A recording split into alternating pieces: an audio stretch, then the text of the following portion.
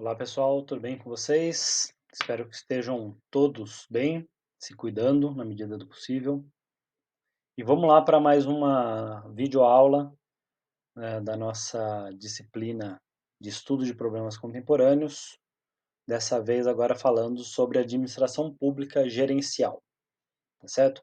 Bom, esse tema da administração pública gerencial é um tema muito importante, muito atual, né, da gestão pública, da administração pública, e como de costume já, a gente vai apresentar aqui algumas características fundamentais da administração pública, mas também é, buscar um olhar mais crítico e reflexivo sobre esses conceitos e sobre essa lógica de funcionamento da gestão pública. Tá?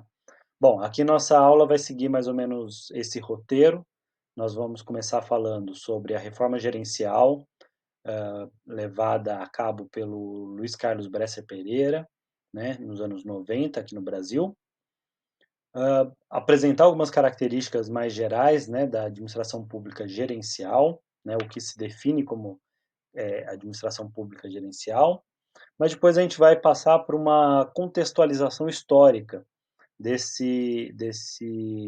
da emergência dessa lógica gerencialista do Estado e da administração pública, para tentar entender, né, quais são o que está por trás da necessidade de uma reforma administrativa de cunho gerencialista, tá certo? E por fim, né, a partir dessa contextualização histórica e relacionando essa reforma gerencial com um contexto histórico internacional, a gente vai poder entender os limites desse gerencialismo na administração pública, podendo aí elaborar uma crítica a esse modelo de organização dos serviços e das políticas públicas, certo? Bom, começando então, né, com a reforma gerencial, a reforma administrativa gerencial dos anos 90, ela começou a ser elaborada, né, e colocada em prática já no primeiro mandato, no primeiro ano do primeiro mandato do governo Fernando Henrique Cardoso. Fernando Henrique Cardoso governou o país de 1995 a 2002, né? E no seu primeiro mandato, né, de 95 a 98, o ministro da Administração Pública e Reforma do Estado era o economista Luiz Carlos Bresser Pereira. Luiz Carlos Bresser Pereira, além de ter sido um ministro, né, responsável pela elaboração e aplicação dessa reforma gerencial, ele é também um importante intelectual, um pensador, né, um acadêmico que produz muita reflexão, tem uma produção acadêmica bastante vasta sobre essas temáticas relacionadas à administração pública e economia, né, desenvolvimento econômico, gerencialismo, né, teorias do Estado. Ele tem um site, né, pessoal, no qual ele disponibiliza diversos textos, né, de sua autoria, vídeos, entrevistas, onde é possível é, acompanhar um pouco essa trajetória intelectual e acadêmica do Luiz Carlos Bresser Pereira. E acompanhando, né, essa produção intelectual do Bresser Pereira, é possível verificar que, embora ele tenha sido o grande idealizador da reforma gerencial aqui no Brasil, né, de lutar, né, como ministro, como professor, como acadêmico, pela implementação do gerencialismo na administração pública brasileira, nos últimos anos o Bresser Pereira tem passado por vamos dizer assim, uma autocrítica, uma reflexão crítica sobre esse modelo gerencial, né? Atualmente ele está adotando uma postura muito mais neodesenvolvimentista, keynesiana, do que ele tinha há anos atrás, aí nos anos 90, tá certo? Numa linguagem acadêmica, né? Acadêmica não, perdão, numa linguagem da economia, né? Ser keynesiano significa que ele defenda uma participação maior, né, e uma participação protagonista do Estado no desenvolvimento econômico e social, tá? Ao contrário do que estava presente nas suas elaborações, nas suas contribuições nos anos 90, em que ele era muito mais próximo de um ideário neoliberal, né, de que o Estado deveria se retirar da esfera econômica e que o mercado seria a, a, a entidade responsável pela promoção do desenvolvimento. Então a gente percebe nos últimos anos uma mudança, né, de perspectiva do Luiz Carlos Bresser Pereira. De todo modo, ele continua sendo uma enorme referência, uma das principais referências para essa discussão, para a gente compreender o que é a reforma gerencial e o que é a administração pública gerencialista, tá certo? Bom, Luiz Carlos Bresser Pereira foi ministro, né, do governo Fernando Henrique, ministro da Administração Pública e Reforma do Estado, de 95 a 98, e nesse período ele deu início a essa reforma gerencial. Nas palavras, né, nas reflexões do próprio Luiz Carlos Bresser Pereira, a reforma gerencial ela não se dá de uma hora para outra.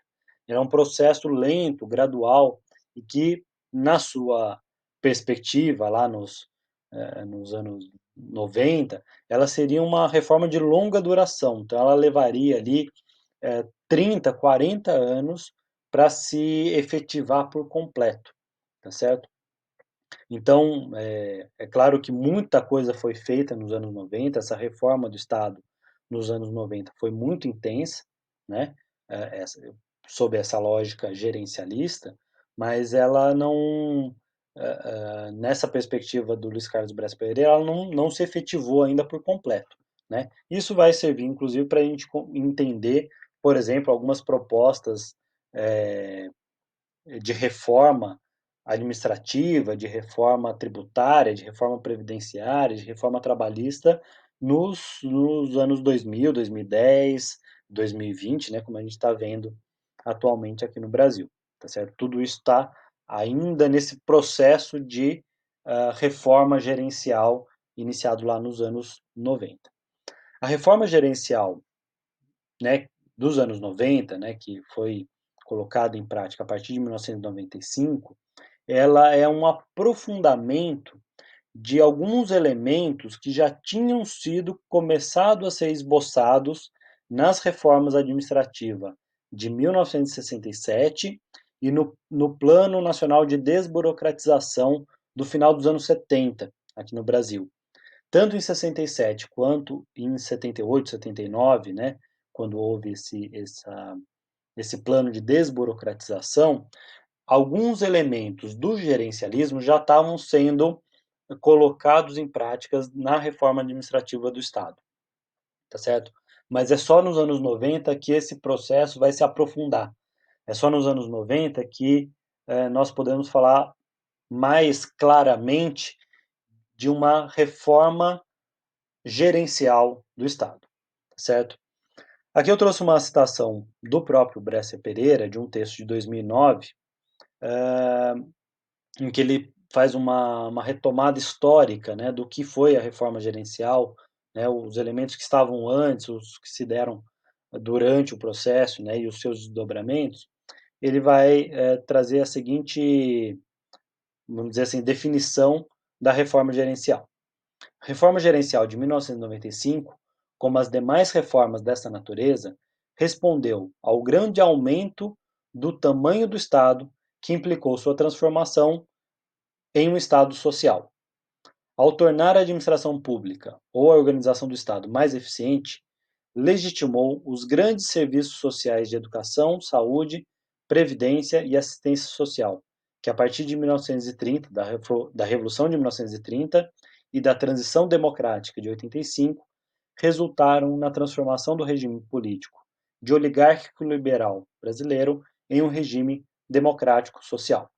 Então, para o Bresser Pereira, isso aqui já é 2009, né, em que ele está começando a fazer a transição do seu pensamento, mas aqui ele ainda está defendendo a importância da reforma gerencial como a efetivação da democracia no Brasil. Né? Então, ele fala que é a reforma gerencial que vai dar consistência para um processo que já havia começado lá nos anos 30, né?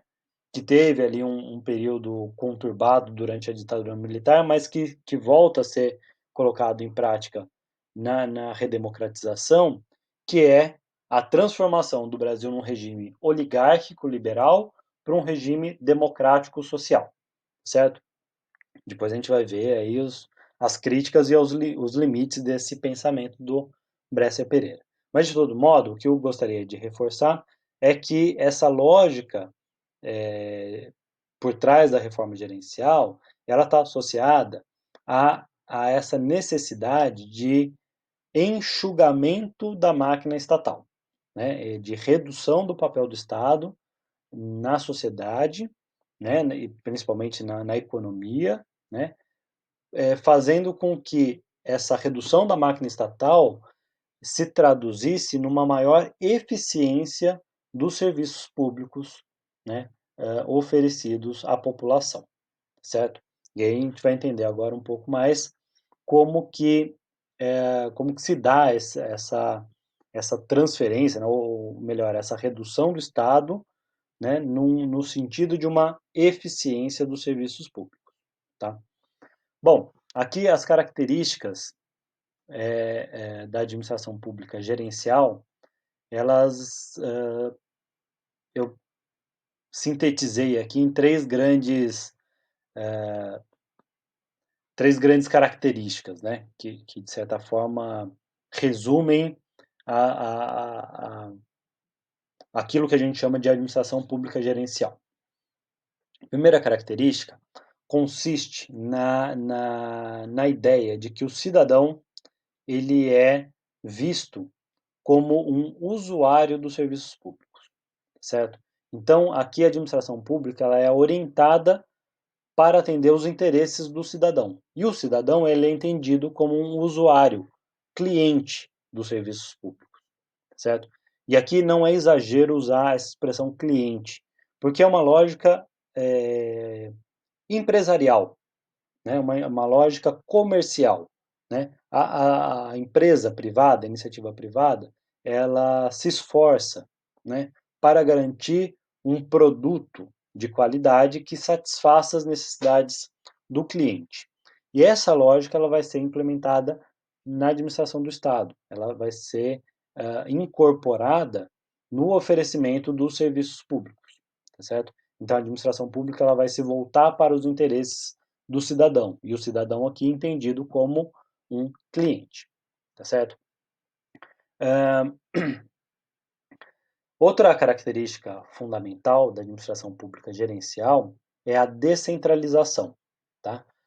E o que significa essa descentralização? Significa que o poder público, né, as ações do poder público, elas passam a ser descentralizadas, evitando a concentração de poder de decisão em uma única instância, certo? Um bom exemplo para a gente entender esse processo de descentralização é, por exemplo, a municipalização da educação básica no Brasil, né, que se dá também aí a partir dos anos 90. Né? A gente tem uma transferência de responsabilidades da educação básica da esfera federal para as esferas estadual e municipal. Essa transferência de responsabilidades para outras esferas do poder público, né, ela caracteriza esse processo de descentralização. Tá? Além disso, a gente tem também uma outra vertente dessa descentralização, que é a transferência do oferecimento dos serviços públicos para outras instâncias da sociedade, né, que não o Estado. Então, a gente vai ter uma participação da sociedade civil no oferecimento e na gestão de políticas públicas e de serviços públicos, né? Ah, a sociedade civil participando através das organizações sociais da sociedade civil de interesse público, que são as OS e OCIP, tá? Isso, em certa medida, é um processo de transferência de responsabilidades do Estado para a sociedade civil, certo? Além disso, a gente tem também a clássica privatização de serviços públicos, né? Que aí é uma transferência para a iniciativa privada, tá certo? Então, a descentralização ela pode ser entendida tanto nessa transferência de responsabilidades da esfera federal para as esferas estaduais e municipais, mas também uma transferência de responsabilidade do Estado para a sociedade civil e para a iniciativa privada, certo? A administração pública gerencial, operando dessa forma, né, tratando entendendo o cidadão como um cliente, como um usuário dos serviços públicos e descentralizando, né, as ações do poder público, né, o oferecimento de serviços públicos, tenta operar numa lógica de eficiência e eficácia, né? É, a ideia de que os recursos públicos, né, eles precisam ser efetivados, né, reduzindo formalismos, né, no caminho, vamos dizer assim, entre a proposição de uma política pública e a sua efetivação, né, é, e essa gestão eficiente dos recursos públicos, né, ela passa por uma maior liberdade dos agentes públicos, tá certo? Depois a gente vai entender também como que isso pode ser prejudicial para a administração pública, mas daqui a pouco a gente fala sobre isso. É, enfim, a lógica é, vamos dizer, desengessar a estrutura administrativa do Estado para propiciar uma efetividade, uma eficiência no oferecimento dos serviços públicos. Tá? Uma das tônicas, né, aqui da administração pública gerencial é justamente focar nos resultados. Tá? O que importa é que o serviço público seja entregue à população. Tá, ok? Bom, para a gente entender um pouco, né, essa administração pública gerencial, a gente precisa entender ela inserida num contexto histórico específico, né? A gente não consegue separar gerencialismo de neoliberalismo, tá certo? A gente vê, né, uma série de transformações na economia capitalista mundial a partir dos anos 70, tá certo? Que leva a um processo de globalização econômica, né, em que o mundo todo passa a se integrar economicamente, né, a partir da lógica do mercado, né, uh, criando uma nova divisão internacional do trabalho. Tá certo? O que quer dizer uma nova divisão internacional do trabalho? Significa que a partir dos anos 80, 90, a gente tem uma redefinição dos papéis de cada região do globo, né? Dentro da lógica de funcionamento do capitalismo internacional, né? Então a gente tem por exemplo, né, países que vão concentrar e dominar tecnologia de ponta, produção de produtos industrializados de alto valor agregado, enquanto a gente tem outras regiões do mundo que vão oferecer força de trabalho pouco qualificada, pouco valorizada, né? Outras regiões que vão se especializar na produção de matéria-prima, tá certo? Então, a globalização econômica que se dá aí a partir dos anos 80 é uma globalização que integra de forma assimétrica, né, as diversas regiões do planeta, tá certo? E com isso há uma necessidade dos diversos países do mundo se adaptarem às necessidades desse capitalismo mundial, né, dessa economia mundial de acordo com o seu papel dentro dessa globalização, dentro do seu papel nessa integração internacional, certo? Com a globalização econômica, a gente tem uma preponderância, uma hegemonia, né, da ideologia neoliberal. Né? Essa lógica do processo de globalização, né, exige que os estados nacionais se redefinam, se reformem, se reestruturem para acompanharem, né, essas demandas da economia mundial. Tá? E aqui a lógica neoliberal, né, que impõe essa necessidade de transformação, de redefinição do papel do Estado, ela está diretamente associada com a ideia de que o Estado deve se ausentar das relações econômicas e deve deixar ao mercado, né, a incumbência pela regulação das relações sociais, das relações econômicas, tá certo? Então, o neoliberalismo vai chegar aos quatro cantos do mundo, né, impondo essa necessidade de enxugamento, de redução do papel do Estado nas relações sociais e nas relações econômicas. Agora, uma outra característica desse período, né, dessa hegemonia neoliberal, é que, na medida em que o Estado precisa se ausentar do mercado, né, não pode interferir no mercado, a gente tem também uma concepção cada vez mais ampliada do que é mercado. Ou seja, tudo é mercado dentro da lógica neoliberal, tá certo? Então, todos os âmbitos da vida social, eles passam a ser entendidos como âmbitos de relações econômicas, relações mercadológicas, tá certo? Então, na medida em que o Estado precisa se ausentar das relações econômicas, ele vai se ausentando de diversos âmbitos da vida social, inclusive do oferecimento de serviços públicos, tá certo? Então, aqui a gente tem uma transformação das políticas públicas, dos serviços públicos em mercadorias. Né? A gente tem uma mercantilização dos serviços públicos. Não é à toa que é nesse processo que a gente vê a privatização de diversos setores da economia, né? Diversos setores, diversos serviços públicos são transferidos para a iniciativa privada. Só a gente pensar na concessão de rodovias no estado de São Paulo, que são todas privatizadas, na participação das organizações da sociedade civil na gestão de hospitais, de centros de cultura, de museus, né? Na venda propriamente dita de empresas estatais, como foi o caso das empresas de telefonia, né? Então a gente tem essa lógica de mercado sendo impregnando todos os âmbitos da vida social.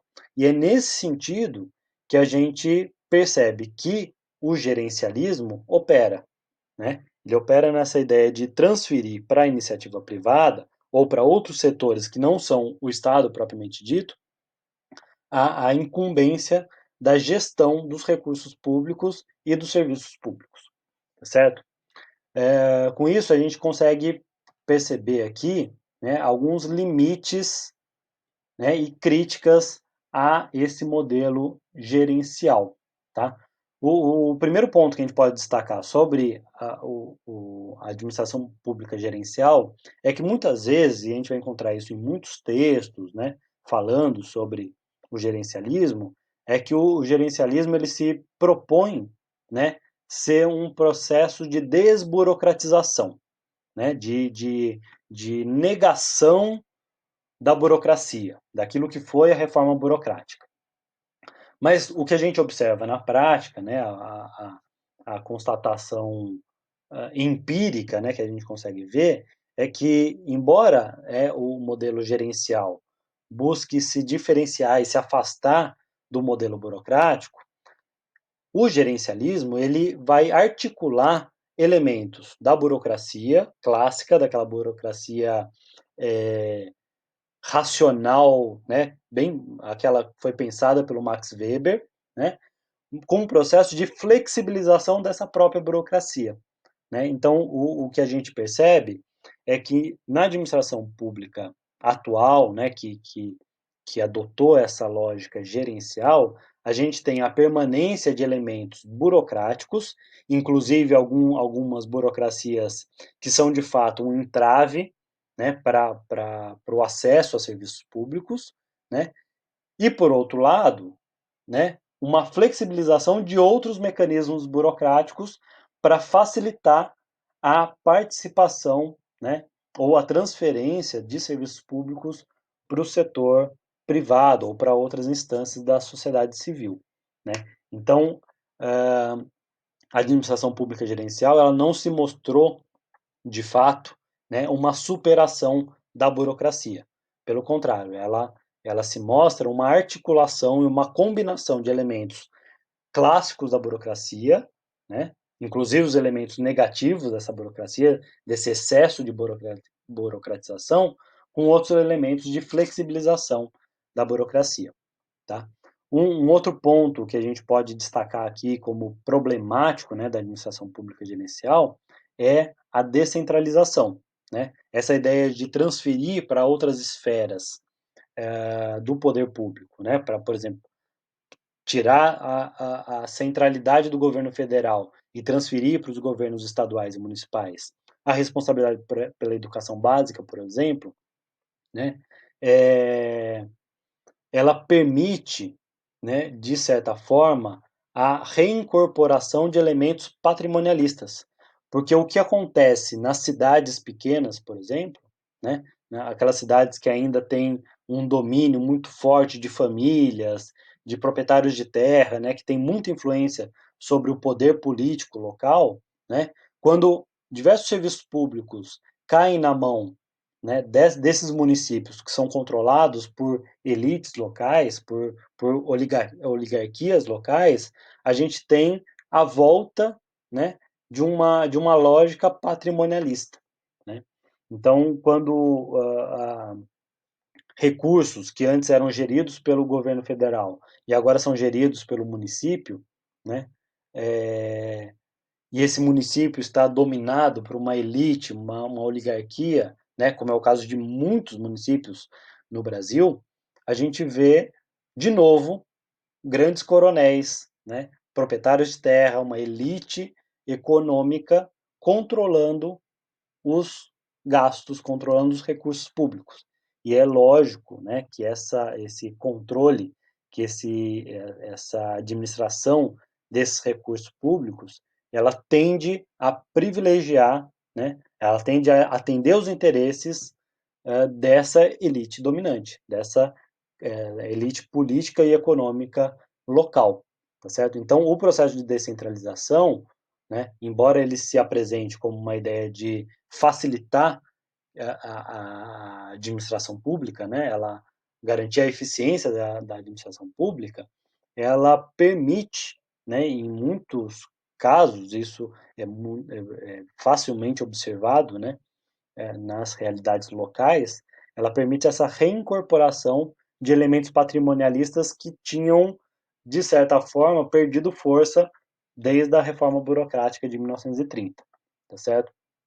Sem contar também que quando a gente tem uma descentralização via privatização ou transferência para entidades da sociedade civil, a gente também tem uma desresponsabilização do Estado em relação aos serviços públicos. Né? Se a gente pega, por exemplo, o caso da telefonia, né, no Brasil, é claro que houve avanços na telefonia, mas depois da privatização, né, em termos de avanço tecnológico, né, de serviços, mas a gente tem uma telefonia extremamente cara, extremamente problemática, porque é comum a gente encontrar gente, né? Todos nós já tivemos problema com empresas de telefonia, de celular, de telefone fixo, né? Ou de internet, e o Estado não consegue atuar no gerenciamento desse conflito. Né? Nós, como cidadãos e clientes dos serviços de telefonia, não podemos contar, não conseguimos contar com o Estado, nem com a Anatel, né, com as agências nacionais reguladoras desses serviços públicos que foram privatizados, a gente não consegue contar com essas agências, né, com o papel do Estado, para minimizar, né, esses prejuízos que nós temos cotidianamente com os serviços públicos privatizados, tá certo? E o que a gente percebe é que essa reforma do Estado, né, essa reforma gerencialista do Estado, ela está profundamente articulada com um projeto, né, que atua em diversos níveis, que não é só no nível dos serviços públicos. A gente está falando também dos serviços públicos, mas a gente está falando de um processo maior de desregulamentação da economia, desregulamentação do mercado, né, para garantir a acumulação de capital, tá certo? Então, no mesmo bojo da reforma gerencial, a gente tem reformas trabalhistas, que retiram direitos dos trabalhadores, reformas previdenciária, que dificulta, né, ou caça alguns direitos, né, dos aposentados, alguns planos de previdência pública, né,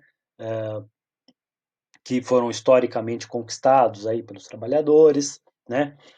A gente tem uma flexibilização de legislação ambiental, né? Propiciando uma exploração cada vez mais predatória do meio ambiente, dos recursos naturais, tá? Se a gente for pensar nas queimadas do Pantanal e da Amazônia nas últimas semanas, a gente vai entender que o Estado está deixando de regular, deixando de assumir a sua responsabilidade, né, com o meio ambiente em favor, né, de uma elite dominante, uma elite agrária, né, que está devastando o Pantanal e a Amazônia para plantar soja e criar pasto para o gado, tá certo? Gado esse que vai para exportação, soja que vai para exportação, tá certo? Então, a reforma do Estado, ela está articulada com uma série de outras reformas, né? A reforma trabalhista, a reforma tributária, reforma previdenciária, flexibilização das legislações trabalhistas, ambiental, né?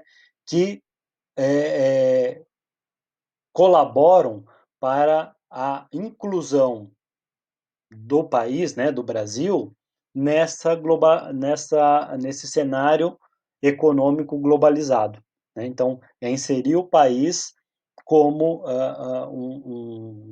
um elemento ali, como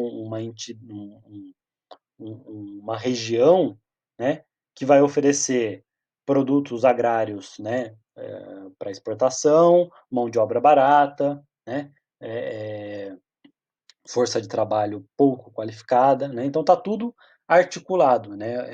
Não dá para entender a reforma gerencial, né? A reforma administrativa gerencial descolada das outras reformas e dessa redefinição dos estados nacionais dentro dessa lógica econômica globalizada, tá certo? Aqui eu trouxe até uma citação, né, de Souza Filho. A reforma do Estado, então, está articulada com um projeto de liberar, desimpedir e desregulamentar a acumulação de capital, retirando a legitimação sistêmica e o controle social da lógica democrática e passando para a lógica da concorrência do mercado, certo? Então, com esse processo de descentralização, de privatização, o controle social sobre os serviços públicos, sobre os gastos públicos, passa a ser cada vez mais dificultado, né? Esse controle social não é um controle social democrático, uma participação ampla da população. Ele é um controle pelos próprios mecanismos do mercado, tá certo? Bom, essas são algumas das críticas que a gente pode estabelecer à administração pública gerencial. É claro que a gente poderia passar horas falando sobre os problemas e os limites, né, dessa administração pública, de todos os problemas que ela trouxe para a realidade brasileira, e não foram poucos, né? Mas isso está associado, inclusive, atualmente aqui a alta do preço do arroz, né, e de vários outros produtos da cesta básica, né? Quando a gente tem um Estado que se isenta, né, da regulação econômica, regulação dos preços, né, dos produtos básicos de alimentação, né, a gente deixa operar uma lógica de mercado, né, e uma lógica de mercado inserido num contexto global. O arroz está caro porque os produtores brasileiros estão exportando muito arroz, tá certo? O que é, legal, está exportando, muito bom. Mas está exportando e o preço do arroz, do produto, no mercado interno, ele é equivalente ao preço no mercado externo. Lá fora se vende em dólar. O dólar está alto, então o produto está caro, né? E vai ficar caro aqui dentro também. Não tem uma política de Estado que garanta a soberania alimentar, que garanta o abastecimento da população com produtos alimentícios básicos, né? Para garantir que o preço interno, né, seja menor para a população. Certo? Então tudo isso está articulado, né? Não pode ser entendido de forma separada, estanque, todo esse projeto, né, de liberalização dos estados nacionais, especialmente do Brasil. Bom, essas são algumas reflexões que eu gostaria de colocar, e aqui eu trouxe duas referências, né, para falar sobre isso.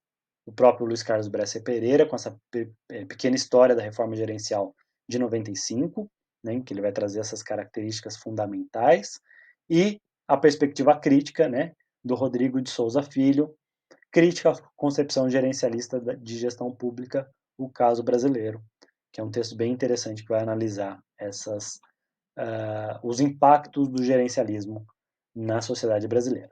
É isso, espero que tenham gostado. Qualquer dúvida, me procurem. Um grande abraço e bons estudos.